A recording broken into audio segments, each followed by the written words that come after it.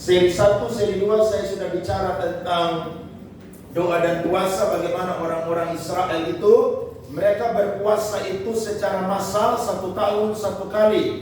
Pada hari raya apa saudara? Yom Kippur atau hari raya pendamaian.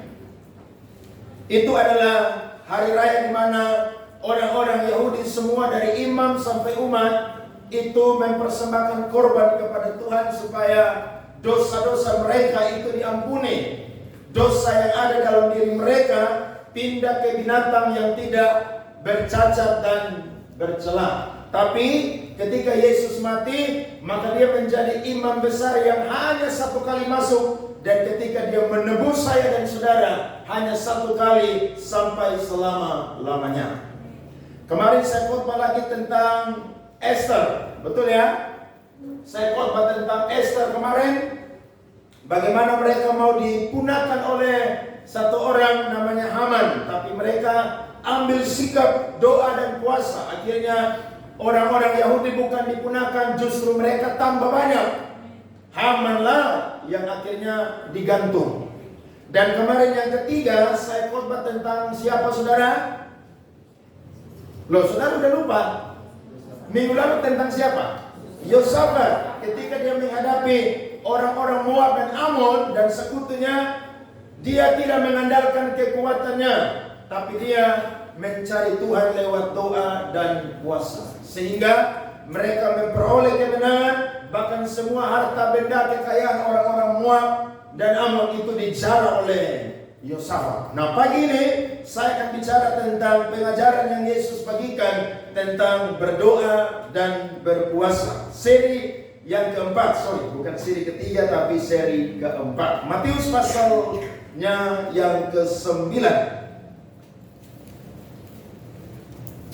Ayatnya yang ke-14 sampai 17. Hal berpuasa.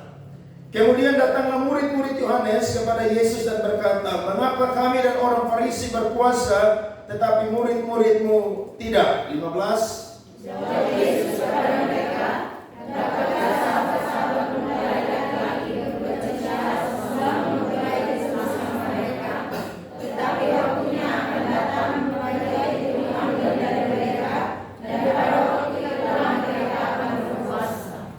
Tidak seorang pun menambalkan secari kain yang belum susut pada baju yang tua. Karena jika demikian, kain penambal itu akan mencabik baju itu, lalu makin besarlah koyaknya. Sama-sama. Begitu pula anggur yang baru tidak diisikan ke dalam kantung kulit yang tua. Karena jika demikian, kantung itu akan koyak sehingga anggur itu terbuang dan kantung itu pun hancur. Tetapi anggur yang baru disimpan orang dalam kantong yang baru pula, dan dengan demikian terpeliharalah kedua-duanya. Tepuk tangan buat firman Tuhan yang luar biasa. Saudara-saudara yang dikasihi diberkati oleh Tuhan Yesus, ketika Yesus melayani di bumi 3,5 tahun, ada beberapa golongan atau kelompok yang terus-menerus mencari kesalahan daripada Tuhan Yesus Kristus. Ada para ahli Taurat, ada orang-orang Farisi, bahkan juga ada orang-orang Saduki. Mereka selalu mencari celah untuk bisa membuat Yesus terjebak dengan pertanyaan-pertanyaan mereka. Kalau saudara ingat contohnya, ketika seorang perempuan yang dijebak ketika dia melakukan perzinahan, mereka membawanya kepada Tuhan Yesus. Mereka berkata, "Guru, dalam perjanjian lama Musa menuliskan bahwa orang yang kedapatan berzina, maka dia harus dirajam pakai batu sampai mati." Yesus menunduk ke bawah dan sengaja menuliskan sebuah tulisan yang kita tidak tahu apa yang Yesus tulis. Tapi ketika Yesus bangun, Yesus berkata kepada mereka, "Kalau ada di antara kalian yang tidak berbuat dosa, dialah yang terlebih dahulu melempari perempuan ini dengan batu." Yesus tunduk lagi, dan ketika Yesus bangun, Yesus lihat satu persatu tidak ada lagi. Semuanya sudah pergi. Betul saudara? Maka Yesus berkata kepada perempuan yang berzina ini, "Pergilah dan jangan berbuat dosa lagi." Kemudian mereka menjebak Yesus lagi. Contohnya adalah, kepada siapakah mereka harus membayar pajak. Mereka menjebak Yesus. Maka Yesus bilang, di mata uang itu ada gambar apa? Gambar kaisar. Maka Yesus berkata, apa yang menjadi bagian kaisar, berikanlah kepada kaisar. Dan apa yang menjadi bagiannya Tuhan, berikanlah kepada Tuhan. Amin. Bahkan ketika hari Sabat Yesus menyembuhkan orang-orang sakit, mereka berkata bahwa hari Sabat tidak boleh melakukan aktivitas apapun juga. Yesus bilang, kalau engkau punya domba seekor masuk dalam lubang, kira-kira itu hari Sabat, apakah biarkan dia mati atau dikeluarkan dari lubang tersebut? Mereka bungkam, tidak bisa mencari celah untuk menyalahkan Tuhan Yesus Kristus kita. Amin. Berarti dia adalah sumber hikmat. Kalau saudara mempunyai hikmat, bergaullah dengan Tuhan. Saya yakin kita akan diberikan hikmat untuk bisa membantah setiap perkataan-perkataan orang fasik yang mau mencoba-coba untuk melawan kebenaran. Nah, ketika Yesus dan murid-muridnya baru saja makan di rumah daripada Matius pemungut cukai, yang Yesus ajak dia untuk mengikut Yesus, maka Alkitab mencatat bahwa murid-murid daripada Yohanes Pembaptis ini datang kepada Yesus dan berkata, mengapa mereka berpuasa dan juga orang-orang Farisi berpuasa, tetapi kenapa kamu atau murid-muridmu tidak berpuasa?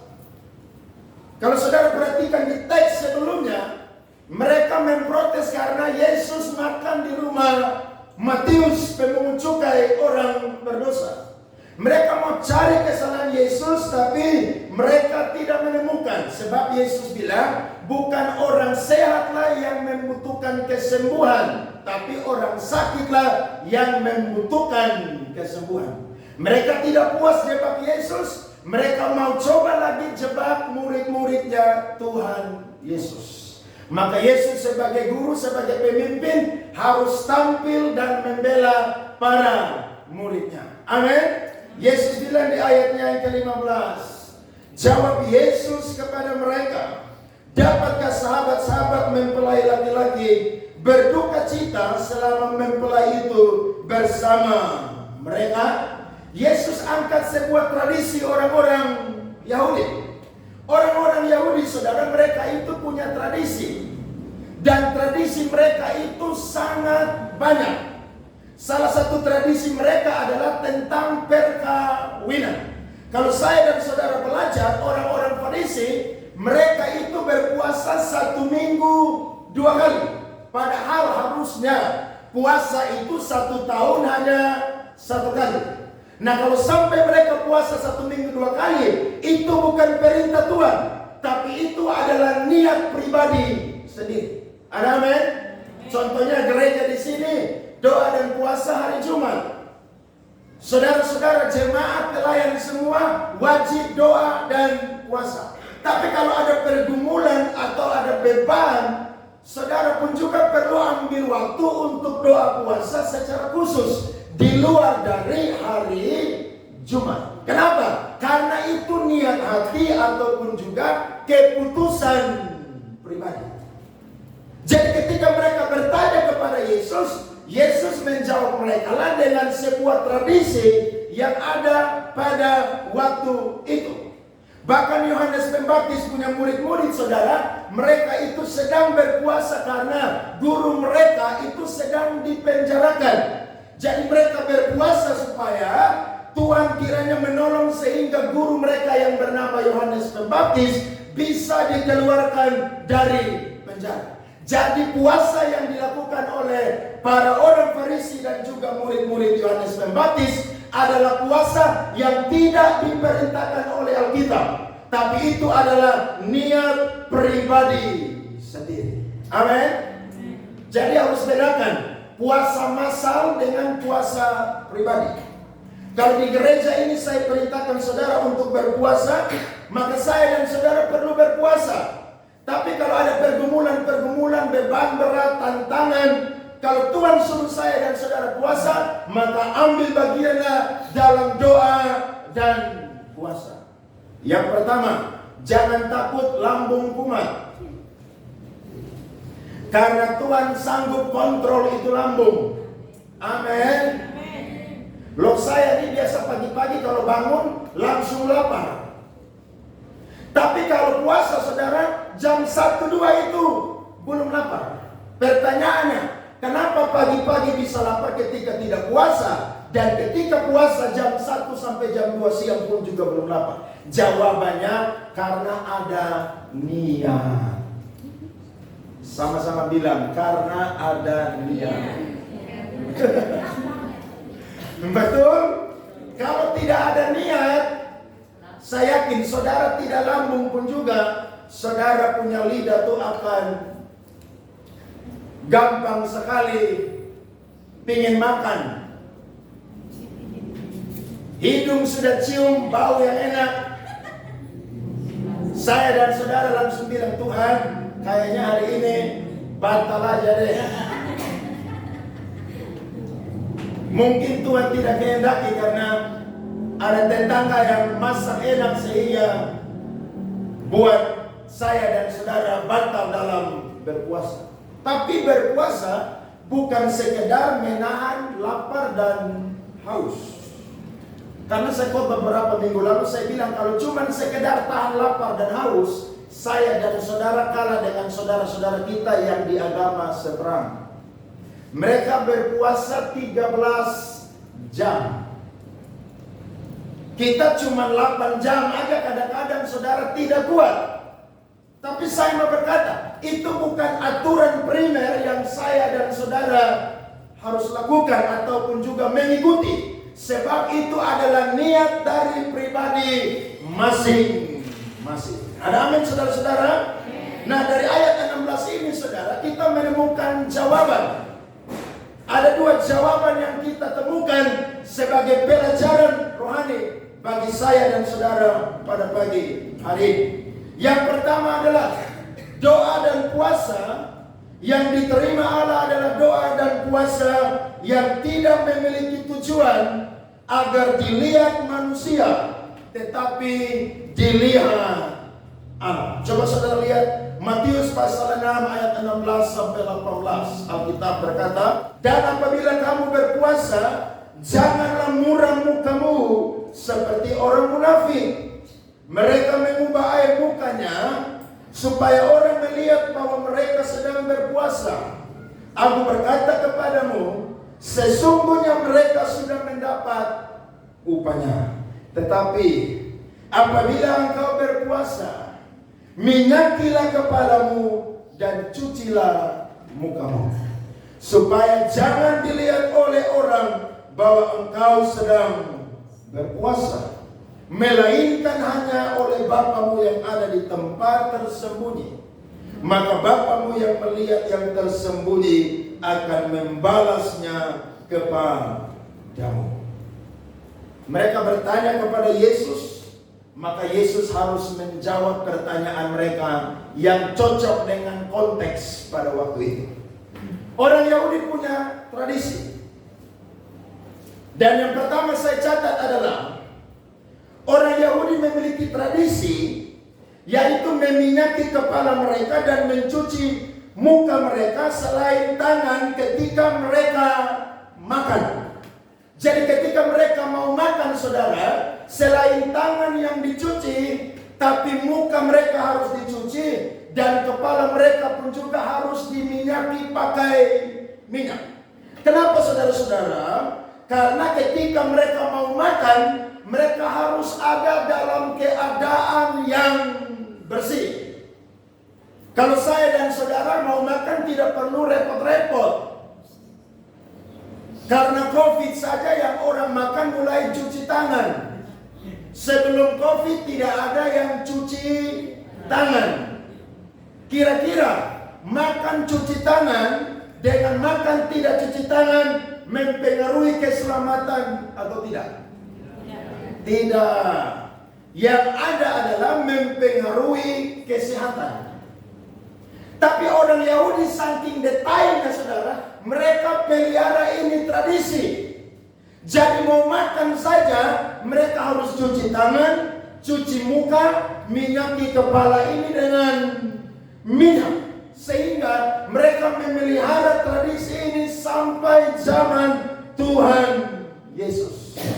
Nah, Yesus angkat jawaban pada ayatnya yang ke-15 itu, supaya murid-muridnya Yohanes Pembaptis, orang-orang Farisi, dan juga murid-muridnya Yesus tahu bahwa ketika orang berpuasa, maka dia punya keadaan, dia punya tampilan itu sama seperti orang yang tidak berpuasa, yang sedang makan dan minum. Jadi orang lihat saya dan saudara, muka kita itu segar, muka kita itu tidak lesu. Kenapa? Karena walaupun kita puasa, tapi kita posisikan diri kita sama seperti orang yang tidak berpuasa tapi sedang makan dan minum. Mengerti saudara? Tapi orang-orang pada waktu itu munafik. Jadi ketika mereka puasa, mereka pasang muka muram, muka sedih, muka susah. Ketemu orang bilang salam, dia bilang iya. Kemana Bapak? Kabar minggu ini kemana? Kok kita tidak ketemu ngobrol-ngobrol? Baik. Jawab singkat, padat, jelas. Kawan tanya, kenapa Bapak loyo? Ada puasa.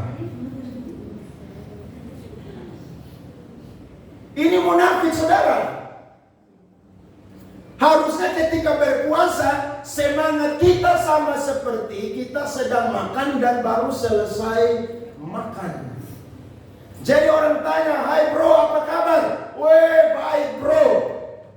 Iya dong, jawabnya harus semangat. Loh saudara, jangan munafik, karena munafik tidak mempengaruhi berkat yang akan turun kepada saya dan saudara. Justru kita akan dilihat oleh Tuhan bahwa kita mendapatkan pujian dari manusia, tapi Tuhan tidak memuji saya dan saudara. Nah, ini tradisi yang Yesus angkat yang pertama, supaya orang-orang Farisi, murid-murid Yohanes Pembaptis, mereka itu tidak munafik kalau berpuasa. Ada amin? Jadi kalau ada di antara saudara yang ketemu orang, muka harus ceria. Walaupun Tuhan suruh saudara doa puasa 40 hari 40 malam. Orang tanya, kayaknya saya lihat kamu sudah 2 minggu ini kok badan turun. Diet, lagi diet. Jangan saudara bilang doa puasa bro 40 hari 40 malam. Tak usah. Bilang aja ya lagi program diet. Tak usah pamer-pamer. Amin. Karena yang paling penting adalah Tuhan yang lihat, bukan manusia yang lihat. Jadi kalau saudara kerja di kantor pun juga, ketika doa puasa harus semangat. Jangan saudara angkat bolpen langsung jatuh dari tangan saudara. Kawan tanya, kenapa kok loyo sekali? Doa puasa kawan. Lele-lele. Lo iya, harusnya biasa aja seperti orang yang makan 1 hari 3 kali, minum 1 hari 8 gelas air putih. Semangat, amin. Jadi orang tidak tahu bahwa saudara tuh lagi bergumul, lagi peperangan rohani, lagi butuh sesuatu dari Tuhan dalam doa dan puasa. Itu yang pertama. Sedangkan yang kedua adalah dalam tradisi orang-orang Yahudi, ketika orang setelah menikah, maka mereka itu bulan madunya 10 hari. Berapa hari saudara? 10 hari. Kita yang nikah kalah dengan orang Yahudi. Mereka bulan madu 10 hari, tapi mereka tidak kemana-mana ketika bulan madu. Kalau kita bulan madunya ke Labuan Bajo, ke Pantai Nembrala di Rote, ke Bali, ada yang uang banyak ke Kapadokia yang ada di Turki sana. Karena gara-gara pengaruh nonton film jadi penasaran.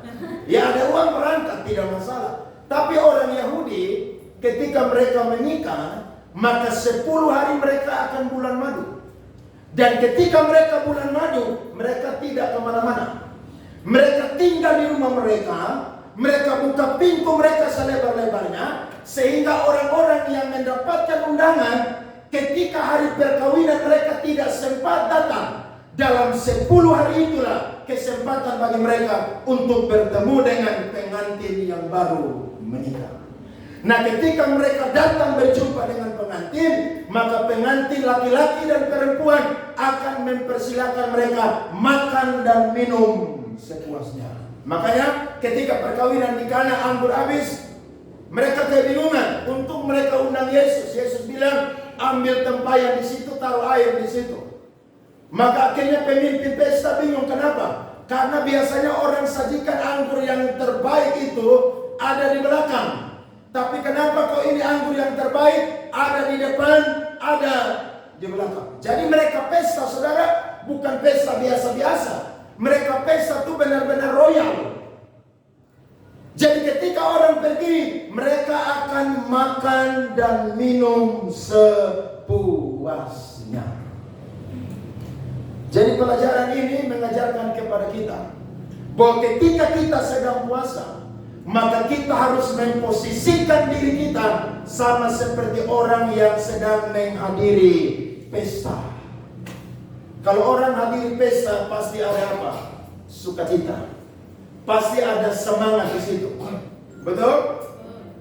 Tidak mungkin orang pergi ke pesta dan muka letih dan lesu. Itu pergi ke rumah duka. Tapi kalau orang pergi ke pesta, dia akan sukacita, akan gairah. Kenapa? Karena dia tahu bahwa pasti akan dijamu dengan makanan dan minuman. Nah, Yesus mau supaya orang-orang Farisi, murid-murid Yohanes Pembaptis dan murid-muridnya tahu bahwa kalau sedang berdoa dan berpuasa, maka harus punya gairah semangat seperti orang yang sedang menghadiri pesta perkawinan. Gembiranya harus sama seperti mereka. Mengerti, saudara? Yang ketiga, tradisi orang-orang Yahudi adalah meminyaki kepala dan mencuci muka mereka adalah rutinitas setiap hari bagi orang Yahudi. Jadi mereka ketika bangun pagi, saudara, sebelum melakukan apa-apa, mereka harus cuci muka mereka, minyaki kepala mereka, bersih-bersih, baru melakukan pekerjaan aktivitas mereka. Dan itu, saudara, menandakan bahwa mereka tuh dalam keadaan yang fit, segar, dan bugar. Beda dengan kita. Kalau bangun langsung menuju dapur, kerja aja. Belum gosok gigi, belum cuci muka, belum mandi, hajar aja. Tapi kalau orang Yahudi, mereka pelihara tradisi mereka turun-temurun. Nah, Yesus tidak mau murid-muridnya seperti murid-murid Yohanes Pembaptis dan orang-orang Farisi. Puasa yang dikehendaki diterima oleh Tuhan adalah ketika kita sungguh-sungguh membangun yang namanya komunikasi dengan Tuhan secara rahasia. Jangan pamer-pamer. Amin. Kalau pamer, orang akan puji kita. Tapi kalau kita tidak pamer, Tuhanlah yang akan memuji saya dan juga saudara. Jadi mulai hari ini, buanglah muka yang muram. Datang ibadah harus sukacita. Amin. Jangan datang ibadah cuma pamer aja.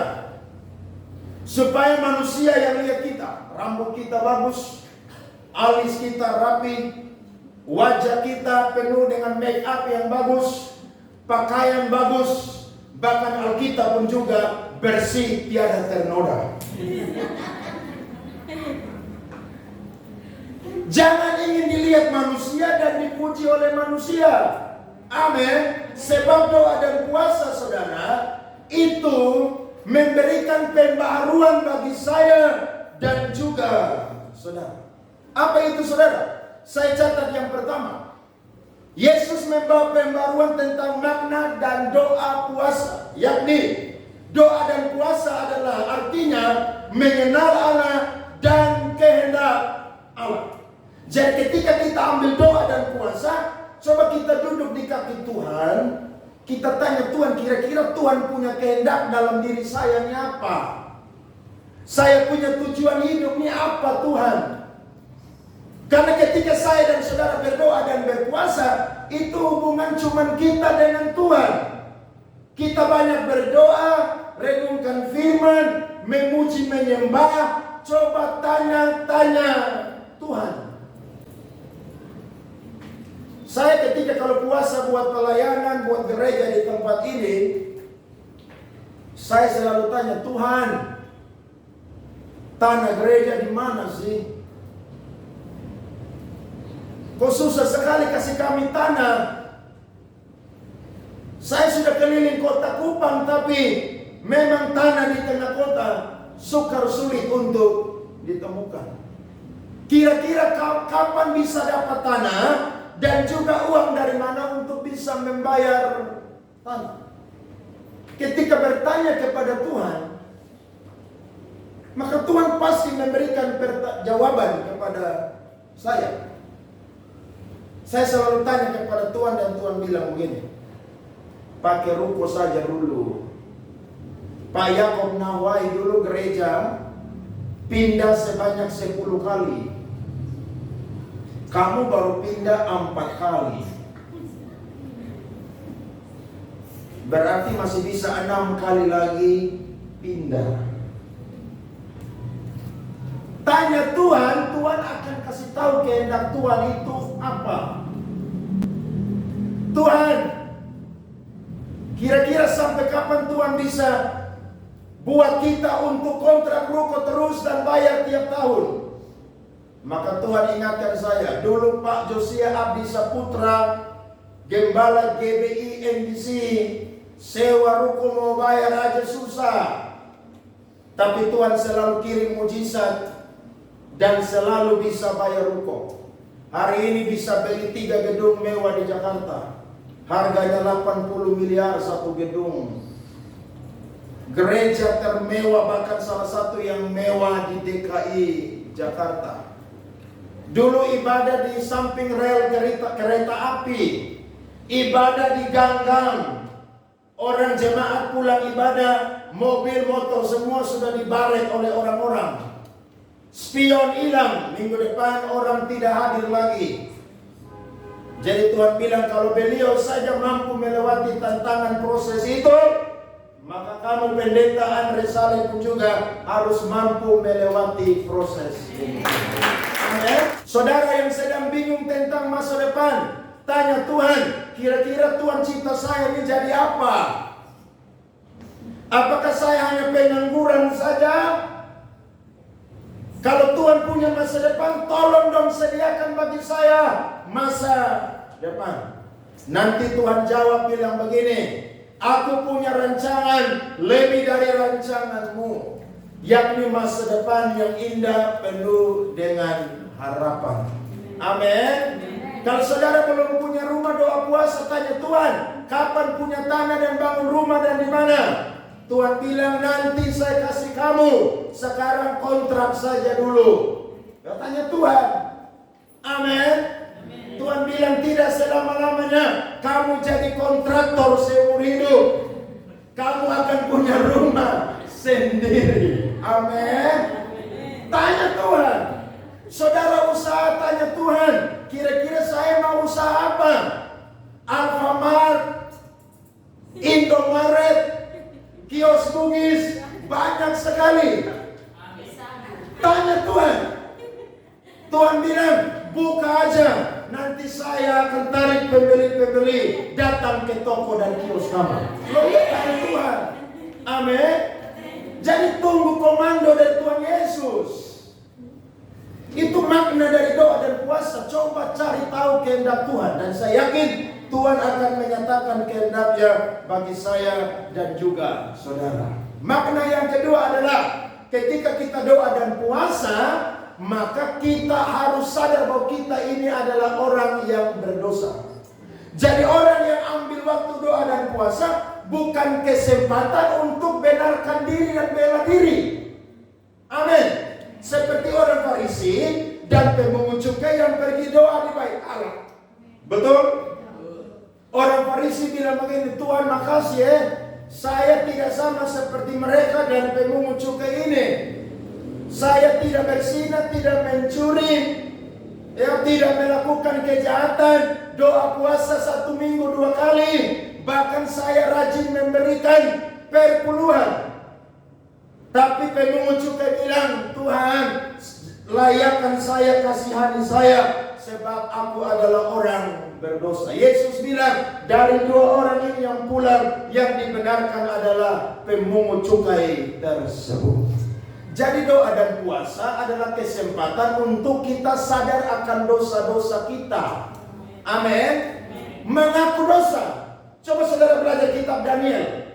Daniel tidak berbuat dosa, tapi ketika dia ada di pembuangan, dia ambil waktu doa mengaku dosa.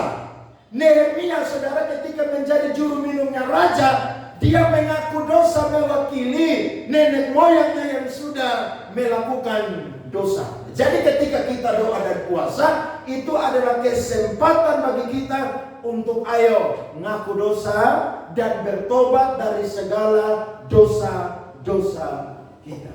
Amin. Jangan habis doa puasa kumat lagi. Akhirnya puasa hanya dilihat manusia dan manusia puji. Harusnya ketika kita berdoa dan berpuasa, beribadah kepada Tuhan, itu adalah kesempatan Tuhan merubah kehidupan saya dan juga saudara. Sebab doa dan puasa beribadah tidak merubah Tuhan, tapi merubah siapa saudara? Merubah kita. Amin. Rubah kita. Kira-kira kalau saya dan saudara beribadah kepada Tuhan, apa sih yang masih kurang dalam kehidupan kita? Tuhan bilang, kamu masih malas. Tuhan bilang kamu pergi belajar kepada semut. Bayangkan manusia yang begitu mulia suruh belajar kepada semut yang begitu kecil dan hina. Tapi karena memang dasar pemalas, ya pergi belajar di mana? Semut. Tuhan bilang kamu ini tidak seimbang, berat sebelah. Kamu cuma kerja, tapi tidak ingat beribadah dengan setia kepada Tuhan. Ini saatnya ora et labora, berdoa dan bekerja. Amin. Tuhan lihat, saudara ini ibadah terus, tapi tidak pernah kerja cari uang. Tuhan bilang, ayo lu bertobat, kerja sambil ibadah, supaya seimbang. Jadi ketika kita rendahkan diri dalam doa dan puasa, Tuhan itu rubah kehidupan kita yang belum benar. Jadi gereja, ibadah, doa, puasa adalah bengkel untuk saya dan saudara diperbaiki. Amin. Makanya orang kalau doa puasa habis terus tidak bertobat, mulu masih suka maki orang. Doa puasa bahasa roh tingkat dewa. Tapi keluar dari gereja, fitnah orang, gosip orang, maki orang. Ini doa puasa yang Tuhan tidak terima. Amin. Tapi kalau saudara bilang, Tuhan saya berdosa, saya mau bertobat, saya yakin bahwa Tuhan mengampuni kita. Bahkan kita pun juga dipuji oleh Tuhan Yesus Kristus. Yang kedua adalah doa dan puasa yang diterima Allah adalah doa puasa yang dilakukan sebagai kesempatan untuk mengisi diri dengan berkat-berkat rohani yang baru. Lihat ayat 16 dan 17. Yesus angkat 2 perumpamaan. Tidak mungkin kain yang baru ditambal kepada kain yang sudah tua. Sebab apa? Sebab kain yang baru itu akan merobek kain yang sudah tua. Bahkan juga anggur yang baru tidak bisa ditaruh di kantong yang tua. Sebab kantong yang tua itu akan sobek ketika dituangi dengan anggur yang baru.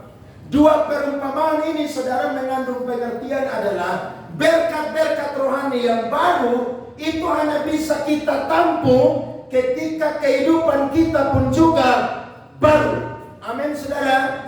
Kalau tidak baru, maka berkat itu akan datang tapi akan tumpah keluar. Orang Kupang bilang tapoa keluar. Kenapa? Karena tidak ada guna.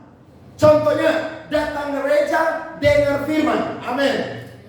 Semua orang datang gereja kan ingin dengar firman. Betul atau tidak? Tapi ketika pulang, dia lupa bawa firman. Kenapa dia lupa? Karena ketika pendeta lagi khotbah, pikirannya tuh kemana-mana tuh. Ketika pendeta lagi khotbah, dia main HP. Kalau catat firman sih tidak apa-apa, tapi main HP, chatting sama teman. Sebentar waktu Mas khotbah lama jadi tunggu sedikit. Iya. Ketika pendeta lagi khotbah, eksposisi ayat, angkat ayat, bukannya catat firman Tuhan, main game. Banyak orang ke gereja, apalagi dulu di belakang-belakang itu boleh itu berat itu.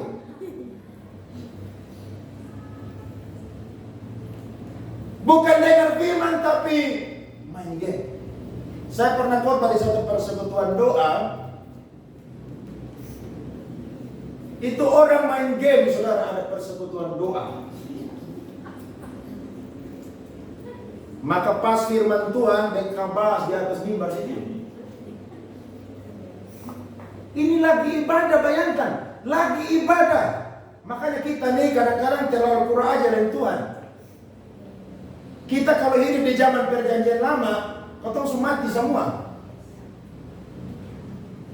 Mengerikan Tuhan punya aturan. Tapi gara-gara kita nih hidup di zaman anugerah hari-hari ini karena Yesus mati, jadi seenaknya saja. Ya, lagi firman, baki subagaru. Lagi firman, main handphone. Harusnya datang ibadah ke Tuhan, saya mau dapat berkat rohani yang baru ini hari.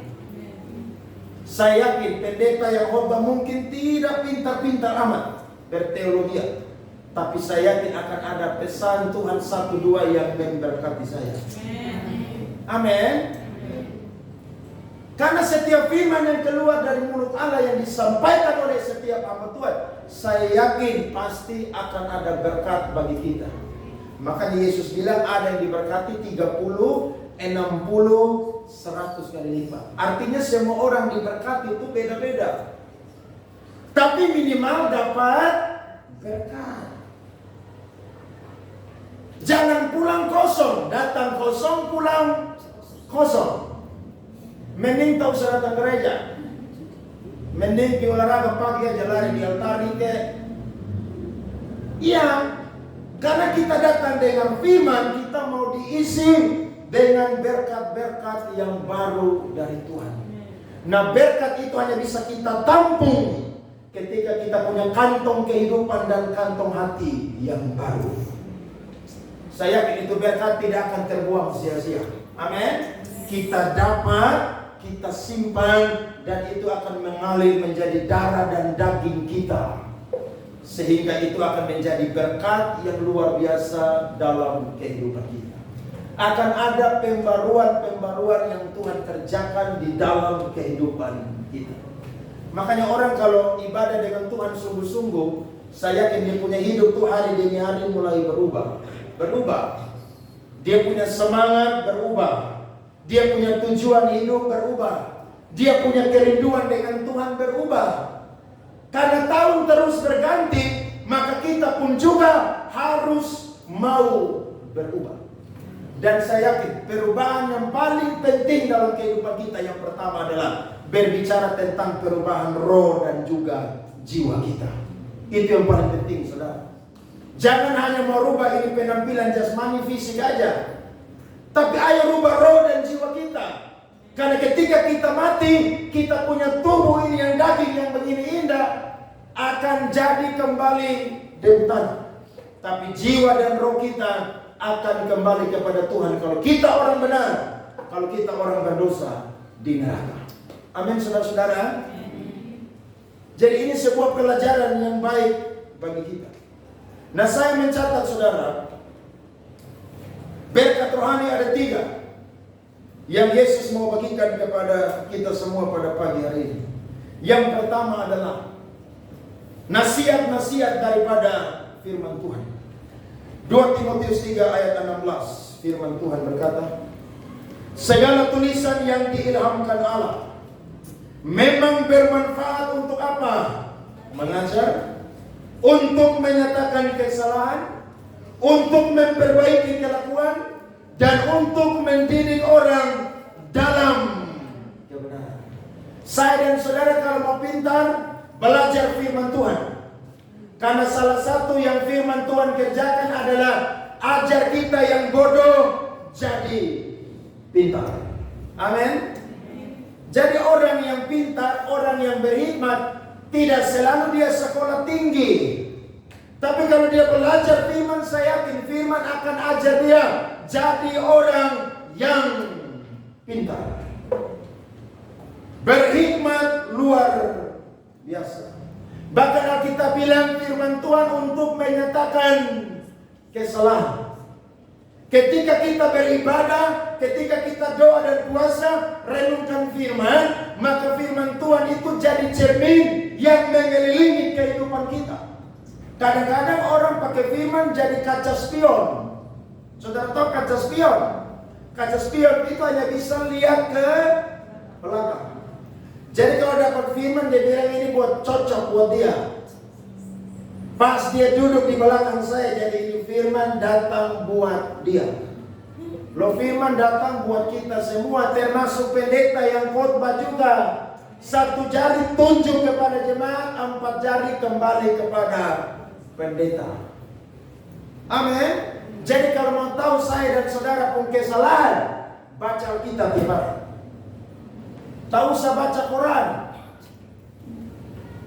Kalau di lampu merah kadang-kadang saya berhenti, ada anak-anak yang jual Quran. Pak, Quran. Saya bilang besok baca Quran, dia baca Alkitab tiap hari. Karena baca Quran itu tidak bisa pandai, tidak bisa. Yang ada saudara tahu informasi tentang dunia itu penting, tapi bukan yang paling penting. Yang paling penting adalah firman Tuhan yang tahu saya dan saudara punya kesalahan. Amin. Kalau saudara kepahitan, dendam, sembarangan marah, Tuhan bilang buanglah amarah. Saudara yang masih tukang tipu-tipu orang, Tuhan bilang orang yang suka dusta tidak masuk surga. Betul? Saya dan saudara yang malas-malasan di dunia ini kerja, melayani Tuhan, beribadah, Tuhan bilang ayo rajinlah di dalam Tuhan dan bekerja. Hanya firman yang mampu cek kita punya kesalahan. Di luar Alkitab tidak ada yang bisa cek saya dan saudara punya kesalahan. Ada amin? Maka cintalah firman Tuhan. Ini sudah bulan Oktober. Sebentar lagi Desember. Saudara sudah baca Alkitab sampai mana? Baca itu firman Tuhan. Jangan tunggu sakit dulu baru mau baca Alkitab. Jangan tunggu punya pergumulan dulu baru baca Alkitab. Tapi punya gairah kesukaan untuk baca firman Tuhan. Sebab itu adalah makanan rohani yang paling bergizi dan luar biasa. Ketika kita baca firman Tuhan, kita akan jadi orang-orang yang tahu kesalahan kita. Amin. Lihat orang yang selingkuh, pejabat yang selingkuh tuh, dia harus baca firman Tuhan. Kalau baca firman Tuhan, Tuhan bilang orang cabul, orang berzina tidak masuk surga. Baca itu Floba Morata Kupang, NTT itu. Coba saudara buka. Itu pejabat semua selingkuh, korupsi. Kenapa mereka bisa begitu? Mereka agama apa? Kristen. Tapi kenapa mereka bisa melakukan itu? Karena sekedar Kristen. Padahal kalau mereka sambutan, pendeta juga kalah dari mereka. Loh iya, Kalau mereka sambutan, mereka bilang, semua ini karena Tuhan Yesus. Saya bisa menjabat ini karena Tuhan. Padahal ketika dia naik jadi pejabat, tidak perhatikan orang-orang yang dukung dia, korupsi, main perempuan. Bayangkan aja. Karena hanya sekedar Kristen. Tapi kalau orang yang baca firman, saya yakin dia tahu dia punya kesalahan. Ketika kita baca firman, Yakobus bilang, firman itu seperti cermin yang mengelilingi kehidupan kita. Depan, belakang, atas, bawah.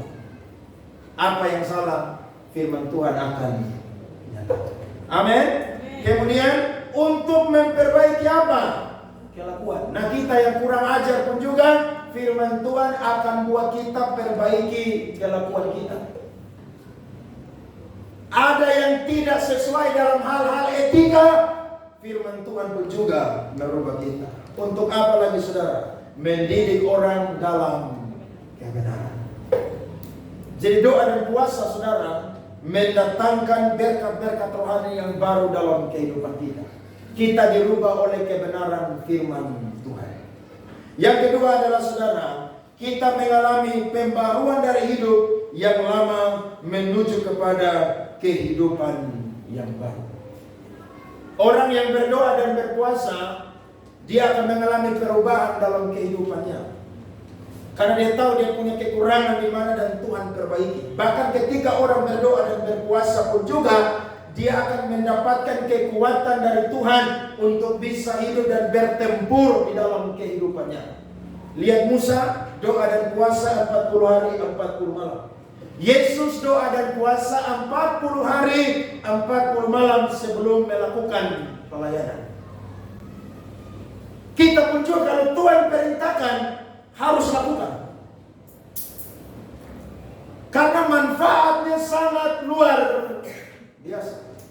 Tapi jangan ikut-ikutan. Amin.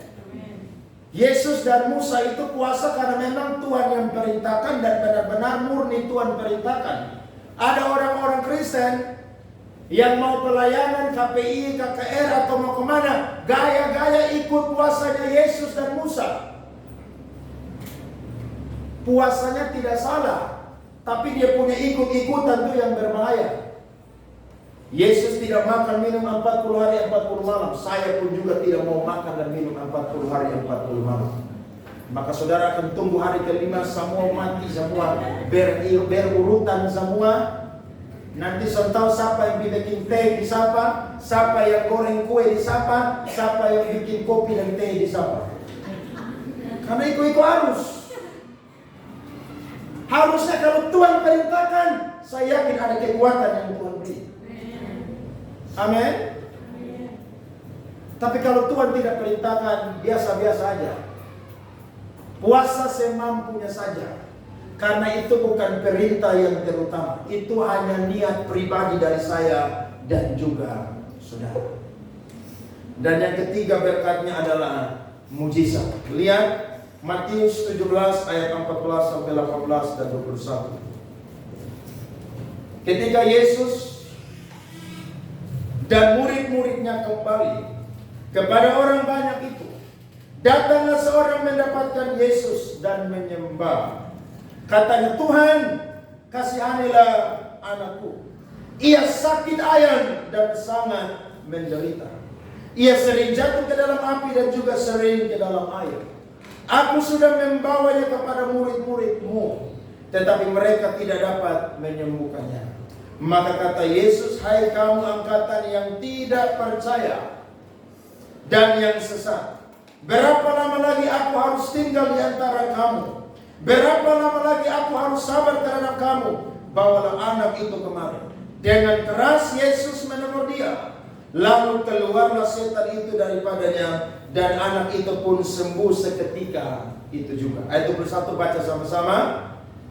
Jenis ini tidak dapat diusir kecuali dengan berdoa dan berpuasa. Berarti kalau saya dan saudara mau dapat mujizat pun juga kadang-kadang Tuhan suruh saya dan saudara berdoa dan berpuasa. Ada amin? Amin. Ini sesuatu yang luar biasa, saudara. Ada hal-hal tertentu yang mungkin tidak ada jalan keluar, tidak ada mujizat. Tapi kalau Tuhan suruh berdoa dan berpuasa, saya yakin akan ada mujizat. Jadi bagi kita mungkin pintu tertutup, tidak ada jalan. Tapi coba doa puasa, saya yakin Tuhan akan bukakan pintu dan jalan-jalan bagi kita. Saya sudah terlalu banyak cerita tentang perjalanan KPC. Makanya saya dan saudara di sini punya pilar pelayanan yang kedua itu apa, saudara? Doa, pujian, penyembahan. Itu tidak akan pernah luput dari gereja ini. Saudara tidak doa, saya doa. Makanya Senin sampai Kamis saya bagi waktu untuk doa di tempat ini. Kalau mau bilang capek, aktivitas banyak, tapi memang itu adalah DNA dari gereja di tempat ini, sehingga harus terus melakukan doa, pujian, penyembahan, beritakan Injil, dan juga pelayanan-pelayanan yang lain. Nah, kalau saudara hari-hari ini ada beban yang sulit, coba ambil waktu untuk doa dan puasa, bergumul dengan Tuhan. Tapi kalau sudah doa puasa dan Tuhan belum jawab, coba doa lagi. Saya yakin bahwa waktu Tuhan terbaik bagi saya dan juga saudara. Karena bukan kita yang atur Tuhan, tapi Tuhanlah yang atur kita. Ada hal tertentu, saudara doa puasa. Amin. Apapun pergumulan kita, Tuhan sanggup menyelesaikannya.